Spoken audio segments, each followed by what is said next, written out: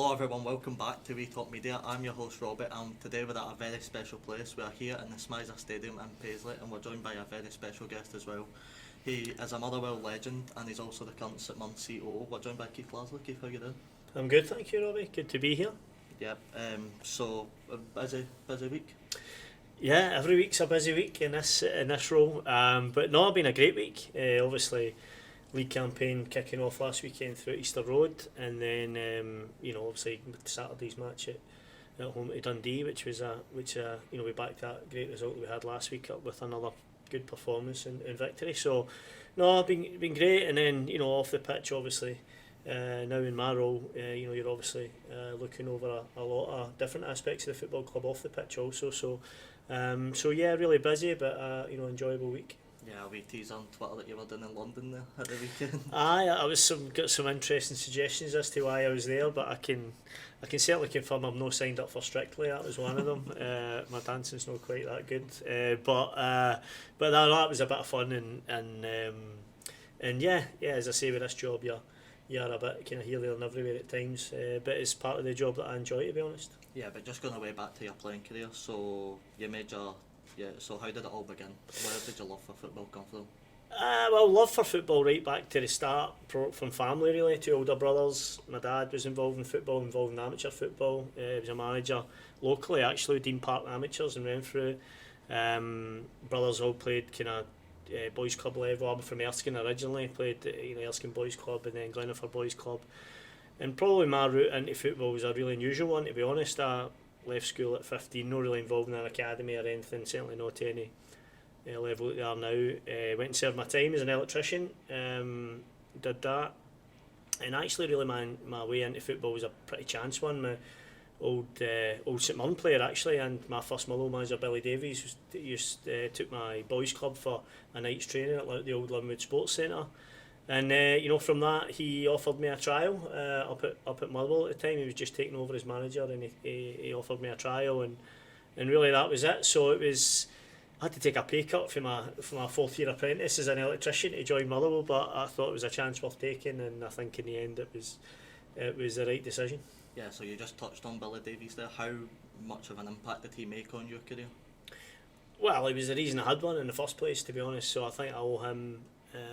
Just to have the chance to be a professional footballer was really all down to him, to be honest. I think if it hadn't come across him, as I said, he wasn't there at Linwood taking the team, he wouldn't have seen me, and I certainly at that point, I think by that time I'm 19 really, 18, 19, I think your chance is really passed. So, forever grateful to Billy in terms of giving me the chance. And when I do see him, which funnily enough I saw him at Easter Road last week, he was there watching the Hibs game, that I certainly make a point of thanking him any time I see him.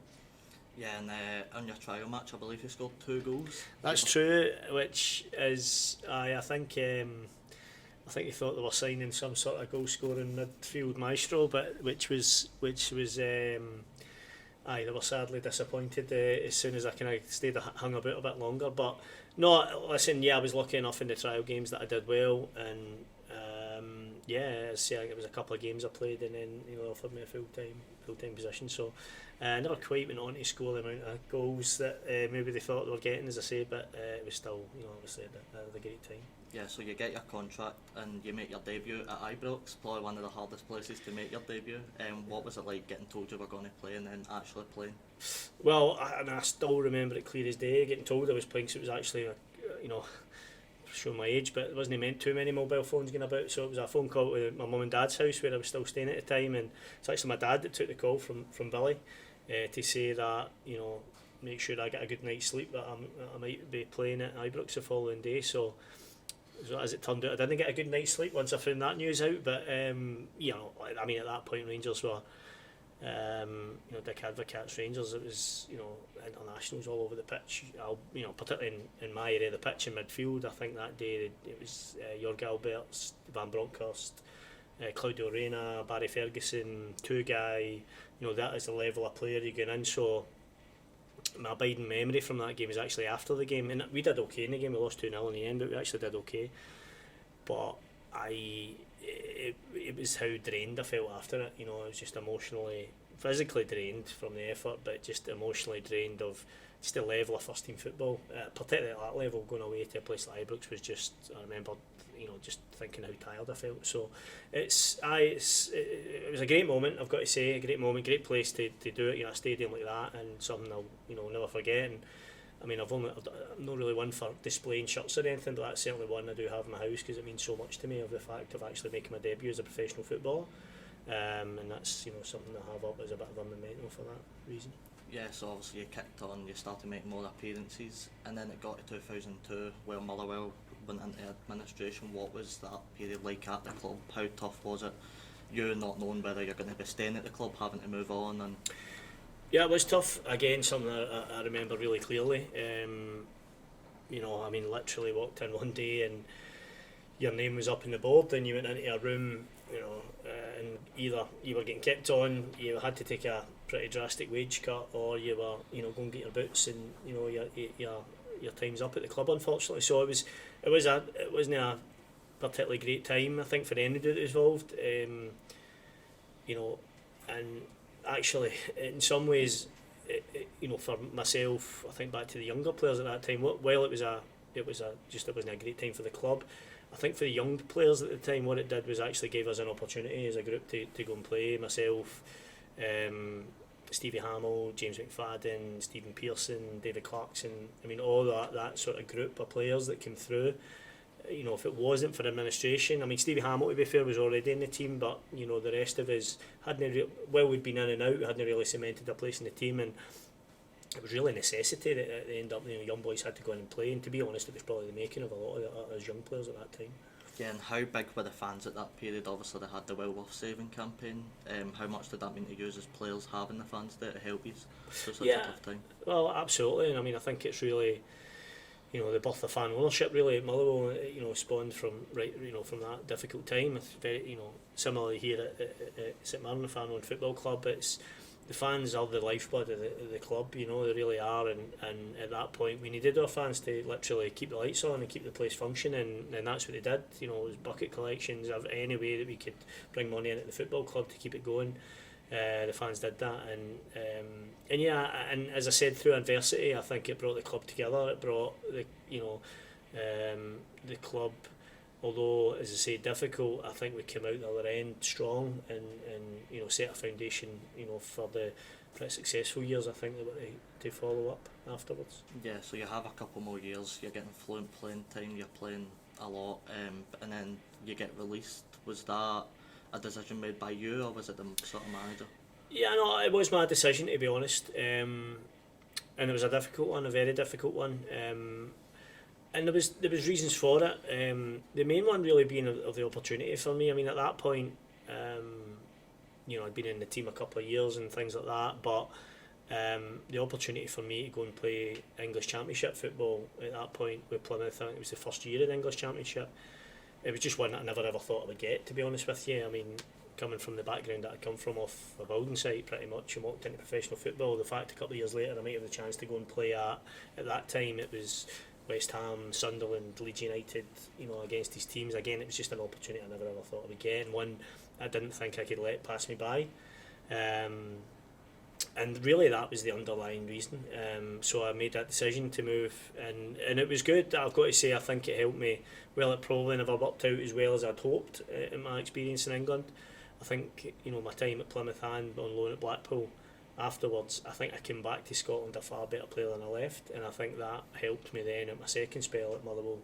It certainly helped me my own game and cement myself as a real first team player when I come back up the road. So I wouldn't change it for anything, to be honest, because I think it was the making of, as I say, that period when I come back. Yeah, so you talked about you came back a better player when you went down to England. How much more physical and intense was it than up here? Aye, well, they were all about twice the size of me, which is maybe not too difficult, right enough, but I did notice a big physical difference, I've got to say. I mean, again, we were a group of young boys, and when you think of football now, there's a lot of sports science and physical aspects of the game are really focused on at that time. It was just maybe starting to put a bit of focus on it, but I went down to England and it just felt as if every player was an athlete, really, and and you had to adjust to that very quickly, which I had to try and do. So I think now for Scottish players going down, I think they're in a much better place now to go and handle that and cope with that. I think you're seeing that now.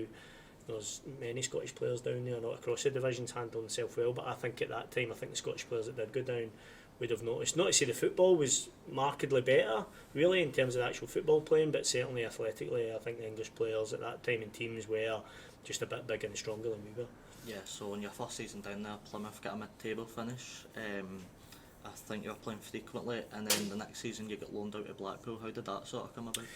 It really changes a manager, to be honest. It was Bobby Williamson, Scottish manager, took me down there, and then a couple of changes of manager really, and ultimately Tony Pulis came in as manager, and who was very upfront and honest, I've got to say, and as can happen in football, he said, look, want something else from that position, you don't quite fit in with that, and ultimately that's football, that's what happened. So I then went on loan to Blackpool, which was great. I really enjoyed it, to be honest, and I was going to sign at Blackpool. They'd offered me a deal and I was going to sign there, but again then a change of ownership there actually ultimately led to me coming back up the road. But my time at Plymouth, I really enjoyed it. Great part of the world, weather's really good, which is with the sun shining, which is nice. And met some great people and had a great experience, but ultimately again in football these things can happen, and manager comes in, he's got his own way of playing, and ultimately that's how it ended. Yeah, so you came back up the road.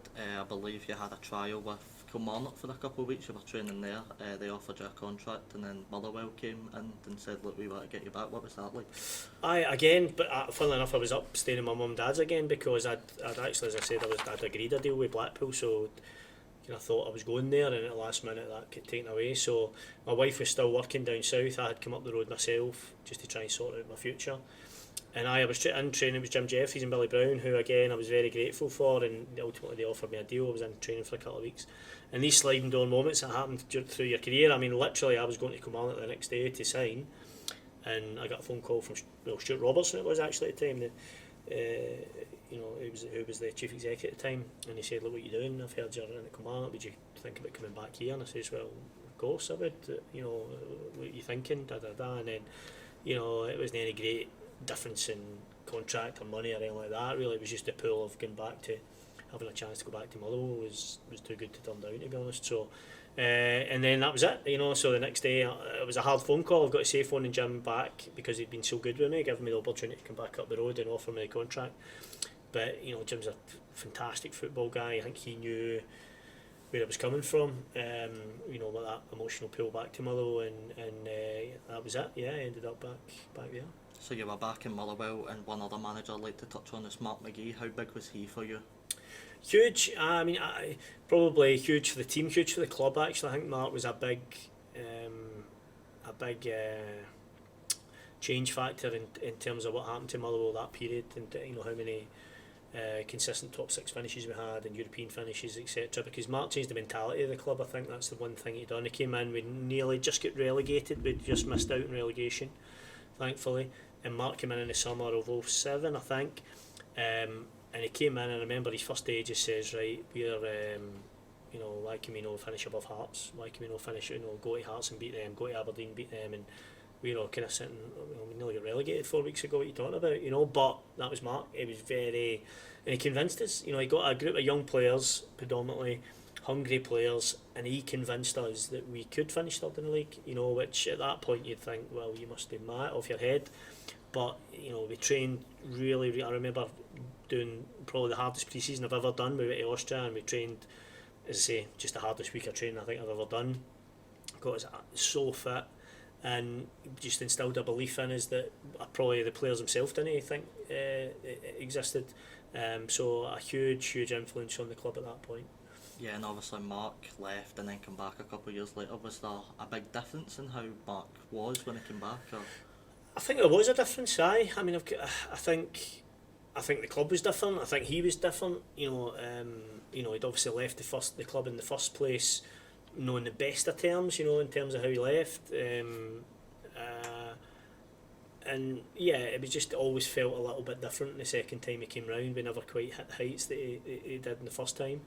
But there was many factors for that, to be honest with you. But he's still a good manager, somebody I really enjoyed, really interesting. training at times. Really interesting how he dealt with people as well. But a great guy, and somebody again, loved playing under him. And played. I would suggest the first time he was there. Just going back to the first time he was there. I think as a season, I think the best football I was ever involved in, to be honest, that season. That first 6 months of his season, I think Motherwell played some of the best football that I had. Certainly I was involved in with Motherwell. It was fantastic to be a part of, and Mark was a huge influence on that. So in 2006 December, you picked up an injury. How did you handle that? Not just physically, but also emotionally as a player. Difficult because first of all it was at Inverness away, so it wasn't a very nice bus journey down the road with a cruciate hanging off. But yeah, it was difficult. It was first time I'd really had a proper injury, inverted commas. Always had wee bits and pieces, knocks and things, but I knew as soon as that happened, it was my own fault really, to be honest. I remember the tackle, it was actually me that tried to tackle Ian Black, I'll never forget it, up at Inverness, and me and Ian used to like kicking each other at times, but so it was my own fault, ended up twisting my knee, and I knew straight away it was just, something a bit different to this is not a knock or a whatever. So anyway, down the road, and I sitting in that bus, I'll not forget that, from 4 hours down for Inverness, as I say, your cruciate not kind of quite pieced together, so difficult. And then it's a long, we've got Jonah Yunga at the moment going through similar rehab, and I've had a few chats with Jonah because it's a long rehab and it's quite repetitive in its nature in terms of a lot of same movements you have to do, same gym work, and mentally it can be tough at times, but if you've got good people around you, but actually I had at the time good medical people and good teammates, it makes a huge difference. And luckily Jonah's got that here as well, but you do need that because it's a long road back. Yeah, and I think Jonah will be coming back in December. Fingers crossed, maybe slightly beforehand, but I don't want to put too many hopes, if you like. But he's making great progress. He's where he needs to be. He looks strong. He's back on the grass now, doing running and bits and pieces. So we'll be delighted. It'll be like signing a new player really when we get him back, because he had such an impact for his last season. So really looking forward to him being back. Yeah, and just getting back onto your playing career. So in May 2012 you became club captain after playing more frequently. How did that feel for you? Great. Lucky enough to play under some really good captains, learnt a lot, but it was good. It felt right for me, to be honest. It's something that I enjoy, leadership, to be honest. As the older I got, it took to that point till I felt ready, to be honest. Always felt as if I was a young player progressing at Motherwell, and then I think it was the perfect time for me to take that over, and I think it helped me personally. Again, once I took over at captain, I think it helped my own personal game. I think it's probably my most enjoyable part of my career. As I say, enjoyed leading the dressing room, enjoyed the interaction with the fans and the people around the club. And as I say, something like an aspect of leadership is something that I've always thought's brought the best out in me. So I think it's, as I say, probably my most enjoyable. I've kicked off the most enjoyable period of my career. Yeah, and so you had obviously young players coming through when you get brought in the captain. How much did you learn from when you were a young player to help them improve their game? Very much so. Both managers and captains, to be honest with you. I think going right back, straight back to Terry Butcher's time as manager, and Scott Leach was the captain at the time, and I think that was quite a big formative period for me in terms of my learning and how to try and inspire young people, and the example you want to set, how you want to set a standard of your own performance and behaviours, and how that can then rub off on the people around about you. So it's wee moments like that through your career, you think back to that, and what you then try and do is add your own personality, but to it, but certainly give off the same standards and behaviours, as I say. So as I said, I think it tied in with myself having the best period of my own career as well. I think it's something that I enjoyed, and I think it is important. I think you've got to set standards, for other players. It's so important for them. Sometimes young players don't realise it at the time, but it's only after the event you think, I did learn stuff from him or whoever. Certainly was in my case. You maybe didn't know you were learning as much as you were, and that's then it's your responsibility to try and pass that on when you get to that point. Yeah, so you kick on and Motherwell get 2 consecutive second place finishes. How big was that for the club at the time? Oh, huge, absolutely huge. Ridiculous. Think about it. It's funny when I speak to Stevie Hamill and Faddy and these guys. when we actually get a chance to sit and maybe have a beer and chat about our playing careers, it's the one thing we always think. I mean, how consistent we were in terms of that period. It's, when you think about it now, it's competing against Aberdeen, Hearts, Hibs. Take the old firm out of it, but for us to consistently finish above the teams was just a really good achievement. At the time you don't get time to give yourself a pat on the back or whatever. You've just got the next thing to aim for. But when you think about it now, for us to finish, second, third, whatever it may be, third, it was good going to be honest. And finishing second, particularly one of the years when it led to Champions League qualification or qualifiers, for Motherwell, that's just ridiculous. You know what I mean? It's just mental. So great to be a part of. Again, European trips. I think we played. Me and Hammy played about 28-30 games in Europe. Again, just something we never thought we'd get the chance to do. So some great experiences, and finishing that high in the league consistently was great. Yeah, so obviously you touch on the European nights. You got to play teams like Nantes and Panathinaikos. I think that's how you pronounce it. Obviously you got to captain the side out of that game. Just how did that feel? Can you even describe it? Brilliant. Definitely one of the highlights of my career. I remember I had my two kids, a bit bigger and cheekier now, but at that point they're just young kids, and having the chance to go and travel and play in the Olympic Stadium in Athens against Panathinaikos, to lead the team out in an arena like that, and the crowds are like there, they've got the pyro going and the drums and the bombs, and I don't know what they had going, but it was mental. But and the Motherwell travelling to support, just moments like that when you're walking your team out in a stadium like that, that's the bits you think, right, that was amazing. And yeah, I mean, the whole European thing's got a lot of ups and downs, I've got to say. Some great results you should have beat, you should have won, and beat a couple of near misses to the group stages. I think that's the one nag that any of the boys that played in that, is we never quite made the group stage, which we had a couple of chances. The Dens game probably being the main one. And yeah, that's maybe the slight regret, but having the chance to play in that many European games was amazing. Yeah, I mean, you see it now. You see teams like Motherwell, who last season took on teams like Sligo Rovers, and you've got to be wondering how they didn't beat their teams, but it still should be a good experience for them. As I said, it's a difficult one. I've been there. We get beat off Lasley, Welsh team. We get beat in the first leg, and then we actually won the second leg away. Bizarrely. So these things can happen. I've played in these games many times, beat off a couple of Icelandic teams and things like that. And listen, in the cold light of day, and you sit on paper, should you beat them? Yeah, probably. But it's that old adage. There's no easy games, particularly that time of the season. You think mid July, you're probably you're playing. It's difficult. It is. It's sometimes these games can be tricky. And yeah, as I say, so mixed results, but we had some really good results in there as well. So it's kind of complain too much, really. Yeah, do you think it's a case of teams maybe in Ireland and that are starting their campaigns a wee bit earlier than the Scottish teams are, and it's just sort of fitness? I think so. I think certainly the Icelandic teams, we'd come up against 2 or 3 Icelandic teams, and you had that feeling from them when you were playing. You always felt they're just a wee bit ahead of us, sharper and a bit fitter, and we found that. And actually a couple of times I think that happened where we lost the first leg but then won the second leg, even having that extra couple of games, so that first leg and maybe a league game in between, where it just felt as if we were a bit more ready for the second leg than we were for the first leg. And that, I think you look at the results, that happened to us a couple of times. So it does happen. It does happen, and could we tweak our calendar a wee bit? Maybe. I think it's getting harder with the amount of games that we've got in tournaments. It's getting harder to have any space to tweak it at all, to be honest. But I think there is a case maybe for trying to bring it forward a little bit if we can. As well, just in terms of how important the home legs are in these European ties, it's clear to see as a fan how, when the fans get behind the players, how big an impact it can be. But as a player on the pitch, just how big is it? Yeah, it's huge. It's huge. I mean, just your home support. I mean, found that here.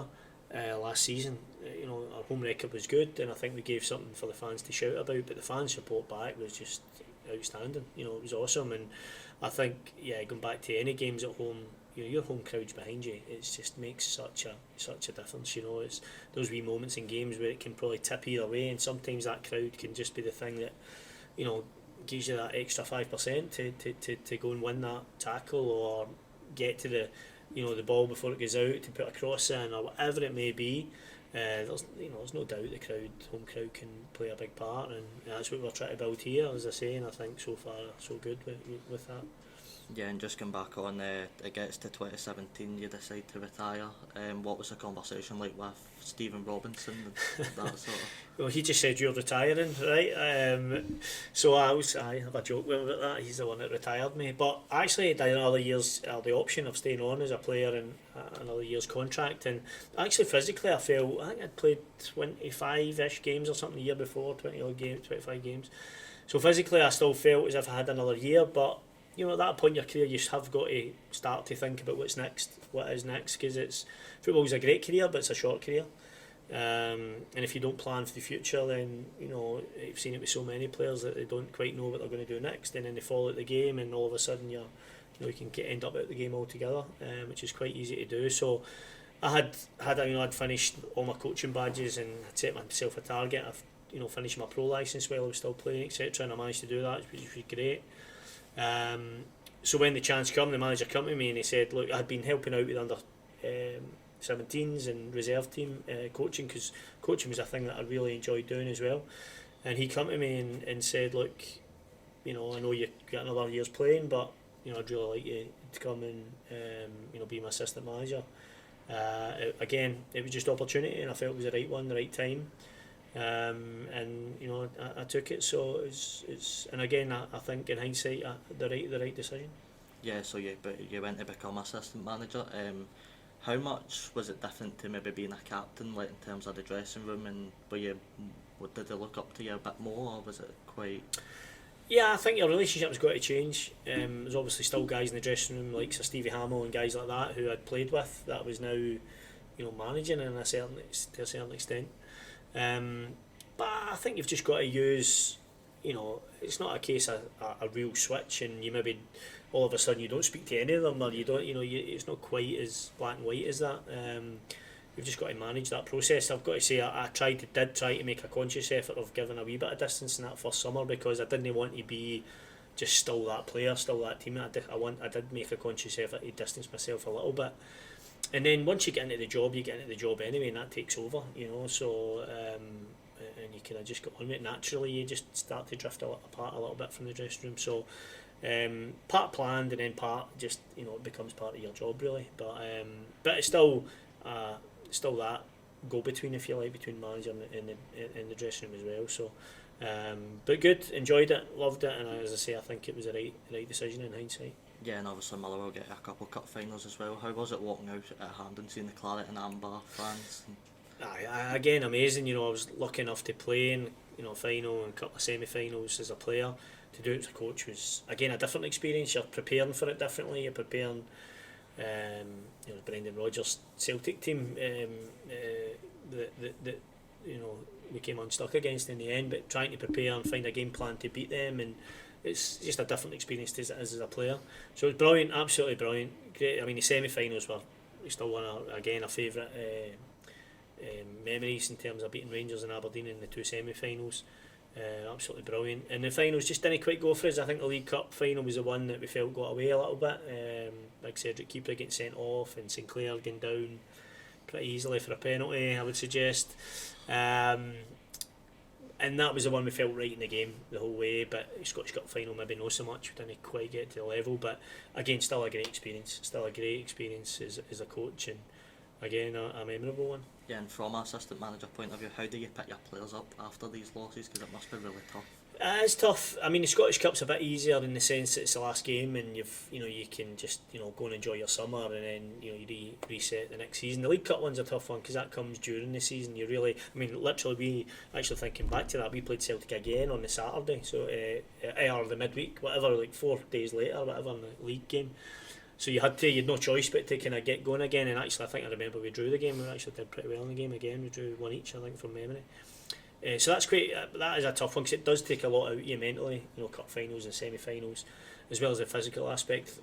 Thinking back to what I spoke about in my debut, it's actually the mental. The build up to the game and with your families, big expectations, and everybody's there watching. And I think it's actually getting that mental bit recharged right, which is the most important one. So that is a bit of a task, particularly with the League Cup. But you just need to go on with it. That's it. You're a professional, and you've got to do your job. Yeah, so you went to Manchester University to do a sports dictatorship course. Why did you sort of want to take that different route in the game instead of maybe sticking in the assistant manager sort of it was a reason? It's an interesting one because actually, at that point I was like assistant manager and manager roles, if you like. Was my kind of ambition. But what I found is I've always, while I've been playing, I've always been doing a coaching course or doing something in the background. And it was probably the first time when I went to assistant manager, because I'd completed all my coaching courses, I'd done my pro licence, done all my youth ones, done everything really. And it was the first time I wasn't really doing anything for a couple of years in the background. And at that point I thought, right, well, what can I do? What can I try and do to keep going in my education side of things?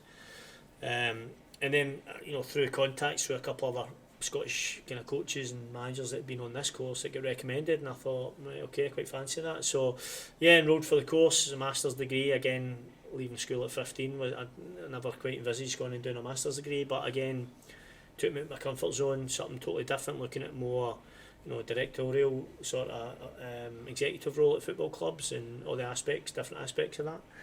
And yeah, so it was something that excited me, something that again took me out of my comfort zone, but I think ultimately has led to me sitting, or played a part in leading me sitting in the seat I'm sitting at the moment. Yeah, so you get the call off us at Mirren. How hard was it to leave Motherwell in the end? Like obviously the club that you've grew up in, basically. Just how difficult a decision was that? It was really difficult. I can't, I wouldn't lie. Motherwell was a club that, I think no matter what I go into doing football, from here even, go to Barcelona, Real Madrid, that's the case, but I doubt it. But anyway, but I think Motherwell will always hold a special kind of place for myself and my family.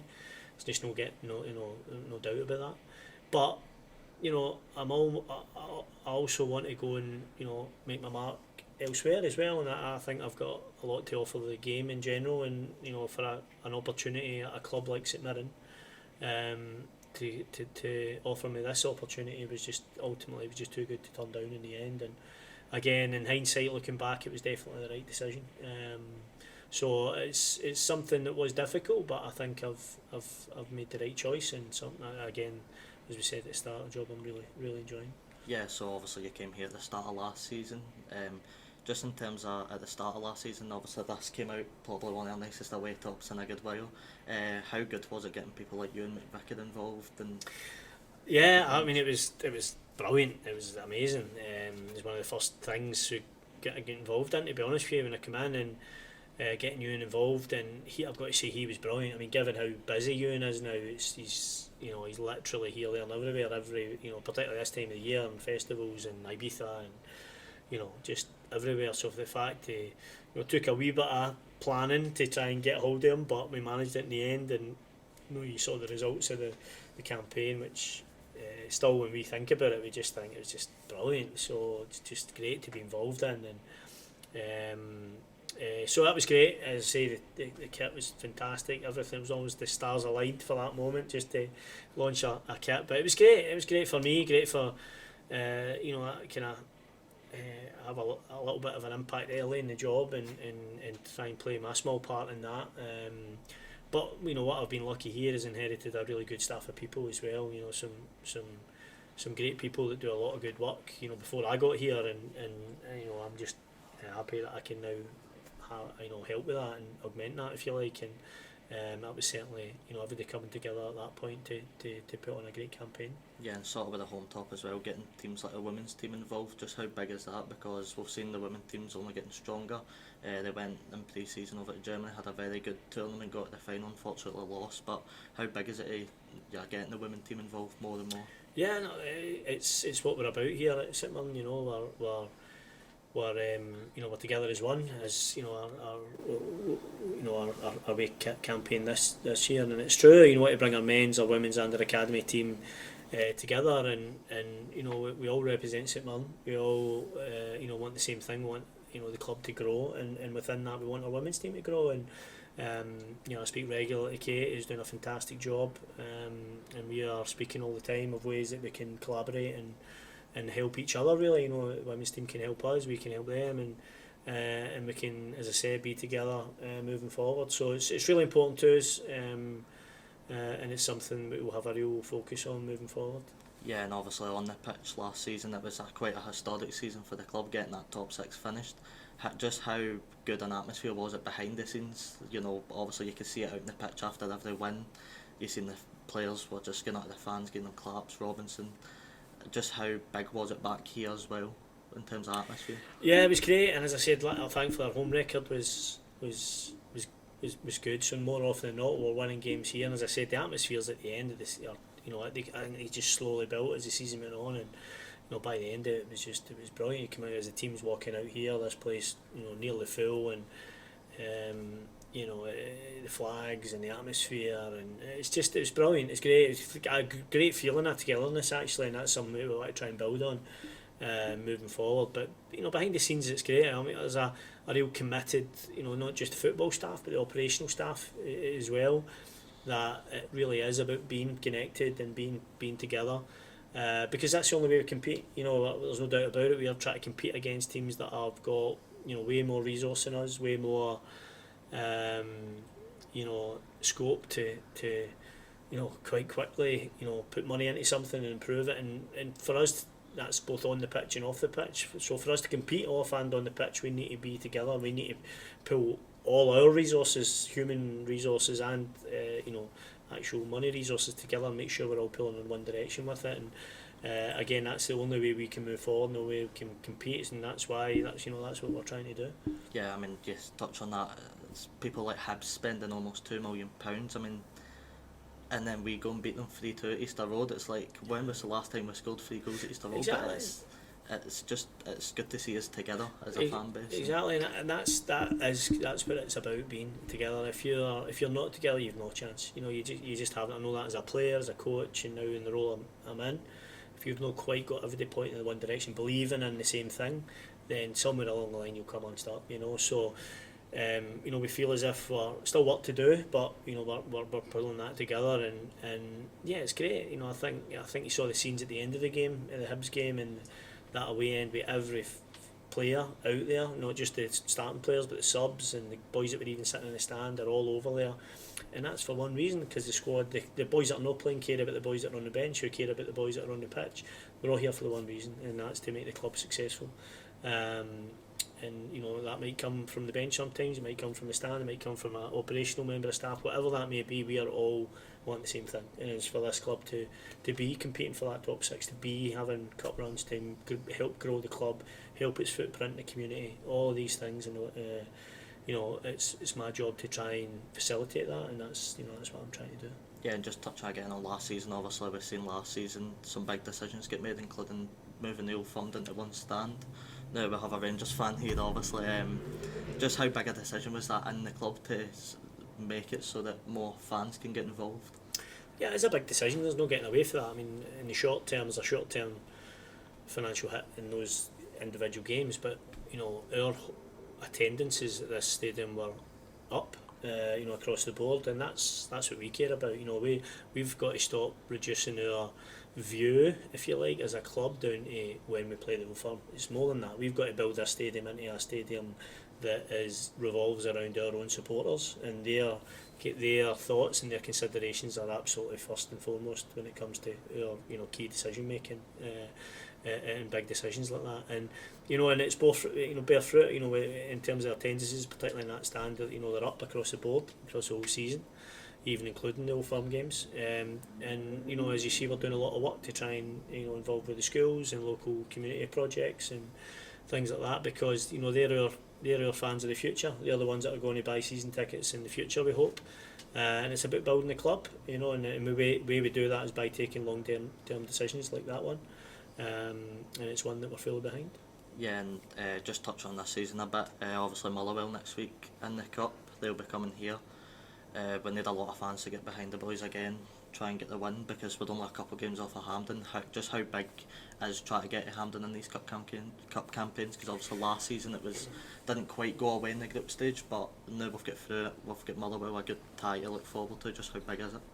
Yeah, it's a big one. I mean, that's why we're here. We want to give our fans as many memorable days, and you know, cup competitions can do that, can't they? We just spoke about a few in the past. It's what gets you going. So yeah, we've got an opportunity. I'm sure Motherwell are thinking the very same thing. You know, it's that's what the League Cup gives you. You know, if you get through that group stage, as you say, you're only a couple of games away from Hampden. So, you know, that carrot's there. So it'll be difficult, but again, we spoke about it. If we can have this place as full as possible, which I'm sure we will do, you know, why not? And it's certainly something I know the players are really keen on making up for last year. As you say, it was disappointing to go out of the group stage. So we've given ourselves a chance this year by getting through, and it's up to us to go and try and take that chance. Yeah, and just one final question. So we've brought on a decent amount of players, some really good players. Conor McMenamin, for the example, he's a really good player. Where do you think we can kick on and get to? Not maybe a place finish, but do you think European football could maybe happen this season? Well, I mean, we were close last year. I think probably think back to the Hearts game post split where they score late on. You know, we win that game. We're right in the mix for European football. So it shows you how close it can be. You know, I think I'll leave it to the manager to speculate in terms of the football side and what his targets are. That's I'll let him speak about that. But as a club, I just want to see the club keep progressing. You know, and I think for me, it's pleasing that I think both on and off the pitch that we are. You know, it's not going to go from there to there and overnight. It's just the nature of the beast. It's going to be incremental, but I do see real progress. I see real progress in the connection between the players and the fans and the club, the staff. But it's up to me and the other, you know, key members of staff to make sure that that's, you know, we don't lose focus on that. We really keep building the club. Every day we do what we can to try and help that, and you know, as I say, we feel as if we're on the right road and we're on the right track. Yeah, no, but Keith, listen, thank you so much for coming on. It's been a pleasure talking to you. Great, guys, thanks for coming in. No problem. Cheers.